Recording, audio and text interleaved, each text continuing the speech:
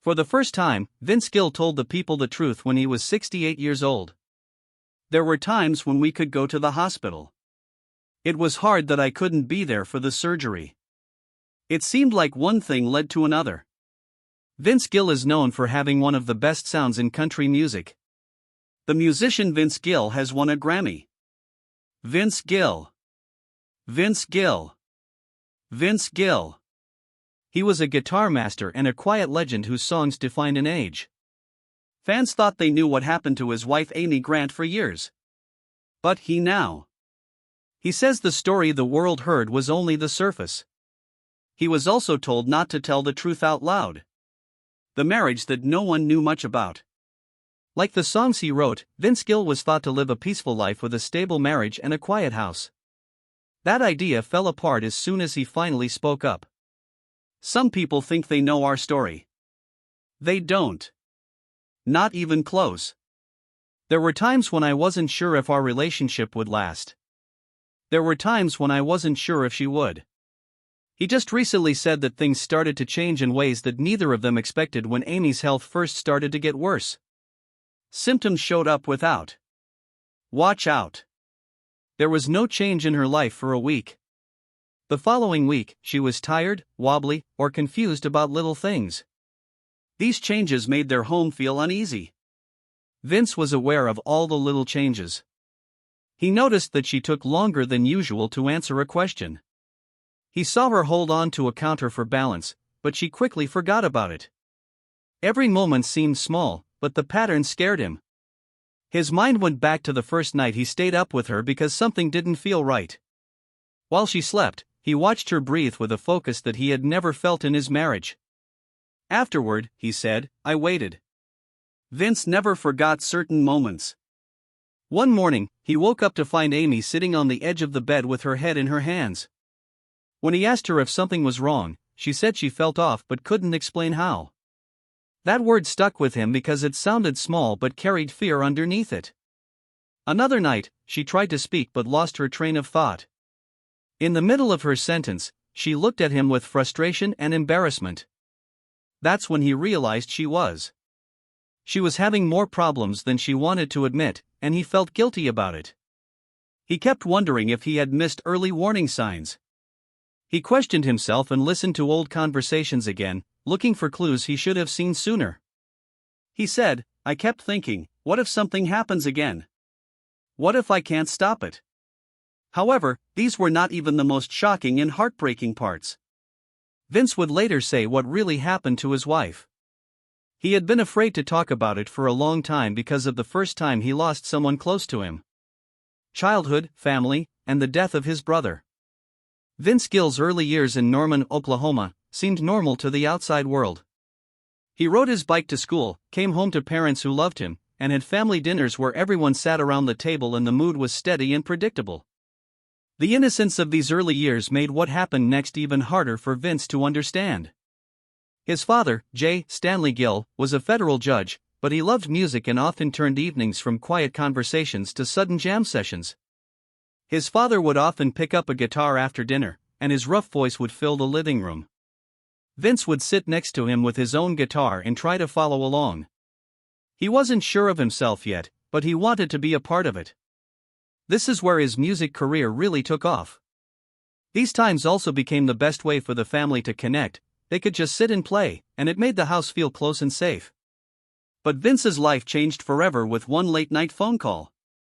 He was only 11 years old when the phone rang, and everyone in the house stopped. His parents answered the call and learned that his older brother had died.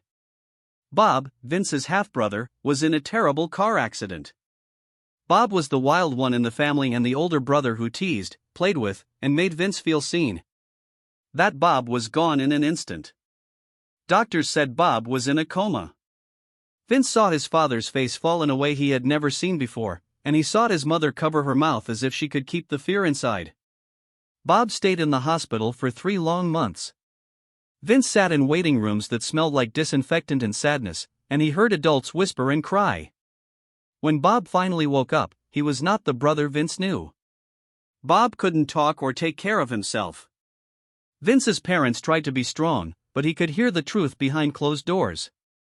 He heard his mother crying through the walls and his father breathing heavily in the dark when he thought no one else was awake. The house got quieter when Bob got home. Vince had never felt so guilty. He wondered why his brother had been in the car and he hadn't been, and he wondered if he could have stopped it by just being there. No one told him. His father stayed strong, so Vince had to carry his pain alone.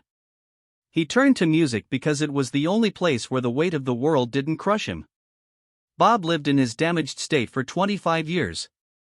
In 1993, Bob died. That same year, Vince released Let There Be Peace on Earth. The song It Will Not Be the Same this year carried the grief he had held since childhood. Vince later admitted that singing the song takes him back to the hospital room every time. The trauma he carried affected his voice and how he wrote songs. It affected how he saw pain and how he feared losing the people he loved. That childhood wound never healed. It followed Vince into adulthood and shaped every choice he made, including the career choices many people didn't understand. By the late 1980s, Nashville was all about radio hits. Artists were chasing the same sound and the same short-lived success. Vince Gill. He worked as a sideman, a session player, and even led Pure Prairie League for a while, but none of it made him famous. He was respected by musicians but not by the public, which hurt him in a different way. He had the respect everyone said they wanted, but that didn't change the fact that he was having a hard time building his own career. He recorded 2 solo albums with RCA, and critics gave them good reviews, but praise didn't pay the bills. The charts barely noticed him, and country radio passed over his songs for louder, flashier ones. Some of Vince's peers went on big tours and TV appearances almost overnight. Vince tried not to let this break him, but he felt the pressure. He wondered what he was doing wrong. Some nights he went home feeling like he could not catch a break no matter how hard he worked. At the same time, money problems got worse. Bills piled up and opportunities seemed smaller. He took any gigs he could find, even if the pay barely covered travel costs. He doubted himself more than he ever admitted in public. Everything changed. Mark Knopfler reached out to Vince. At the time, Dire Straits was one of the biggest rock bands in the world, and their album Brothers in Arms sold out arenas. Knopfler offered Vince a full-time job in the band, which was the kind of offer that most musicians dreamed of getting. It meant global success, big paychecks, packed stadiums, and a life that would instantly lift him out of poverty. Vince later said that Knopfler embodied everything I wanted, and he meant it. Vince almost said yes. He admitted that he almost accepted the offer out of desperation. The idea of steady income and fame drew him in, but he also felt something else. He got a message that if he joined Dire Straits, he would never be the artist he was trying to be again. He thought it would change him into someone else. In the end, he said, if I went down that road, I'd never come back. I would no longer be myself. At first, turning down the offer seemed like the worst thing he had ever done. His gigs got even smaller, and his income went down. He watched his friends celebrate big events while he played opening slots or worked in the studio for extra money. He thought he had ruined his only real chance, but then something miraculous happened. And it all started when he released the song When I Call Your Name. He became a star. When I Call Your Name was about feelings Vince didn't talk about very often, being left behind, waiting for something that might never come, and fear that he was disappearing in a world that moved too fast.